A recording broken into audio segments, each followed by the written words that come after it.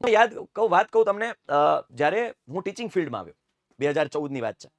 એની પહેલા હું એક ટેલિકોલર તરીકે કામ કરતો. હું ખેતીની દવા વેચતો.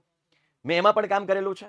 દોસ્ત, હું મેકડીની અંદર વેઇટર તરીકેનું મતલબ રિઝ્યુમ આપવા ગયો હતો, એપ્લિકેશન આપવા ગયો હતો કે વેઇટર તરીકે જો જગ્યા હોય તો મને કહેજો. રાજકોટમાં કાલાવડ રોડ ઉપર છે, ક્રિસ્ટલ મોલથી આગળ જડુસની જે હોટલ છે એની પાસે, ત્યાં ત્યારે મેકડી હતું ને હું ત્યાં, મને હજુ યાદ છે, હું બહાર બેઠો હતો, વેઇટ કરતો હતો એના જે મેનેજરને બોલાવીને. હું ત્યારે એને એપ્લિકેશન આપ્યો, મતલબ આપવા ગયો હતો.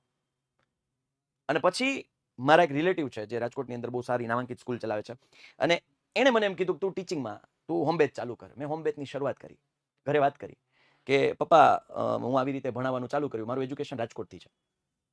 એટલે મેં મારા પપ્પાને વાત કરી, પપ્પા હું આવી રીતે હોમ બેચ લઉં છું, એમાં મને ભાઈ બહેનને ભણાવવાના, દરરોજ 1 કલાક ભણાવવાના, મને 1200 રૂપિયા મને ફીસ મળશે. ત્યારે મને મારા પપ્પાએ બહુ સારી એક વાત કીધી હતી, મને હજુ એ યાદ છે. હું એ વાત ક્યારેય જિંદગીમાં નહીં ભૂલું. મને મારા પપ્પાએ એવું કીધું હતું કે બેટા, જો તું ખાલી કમાવા માટે ભણાવતો હોય તો કંઈક બીજું કામ કરી લેજે, પણ એના મમ્મી પપ્પા તને જે પૈસા આપશે એ એના મહેનતના હશે.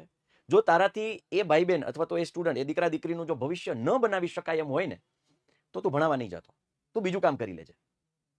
મને હજુ એ યાદ છે કે એ સ્ટુડન્ટનું ભવિષ્ય ન બગડે એવી મને મારા પપ્પાએ કીધું હતું, તું તારી નીતિ રાખજે, ભણાવવા જાશો તો તારે જો જરૂરિયાત પડે તું શીખીને જાજે. અને હું શીખીને જાતો. હા, મારી સંઘર્ષ ગાથાનો એક વિડીયો છે, સાહિલ સરની સંઘર્ષ ગાથા કરીને એક વિડીયો યુટ્યુબમાં છે. બેટા, અહીંયા સુધી પહોંચ્યા છે એમને નથી પહોંચાયું દોસ્ત. પણ હજુ આજનો દિવસ મેં કોઈ દિવસ નીતિ નથી ચૂક્યો. મેં કોઈ દિવસ નીતિ નથી ચૂક્યો, ક્યારેય નહીં. અનીતિ ક્યારેય નહીં. કોઈનું ખોટું કરવાની ક્યારેય ભાવના નહીં. જિંદગીમાં મેં કોઈનો 1 રૂપિયો બૂચ નથી માર્યો, ખોટું નથી કર્યું. મેં કોઈ પાસે લીધા હોય તો મેં એને દીધા છે. એક જ નિયમ, જિંદગીમાં ક્યારેય કોઈનું ખોટું નહીં કરવાનું. કોઈએ તમારી મદદ કરી છે તો પછી એનું ઋણ ક્યારેય ભૂલવું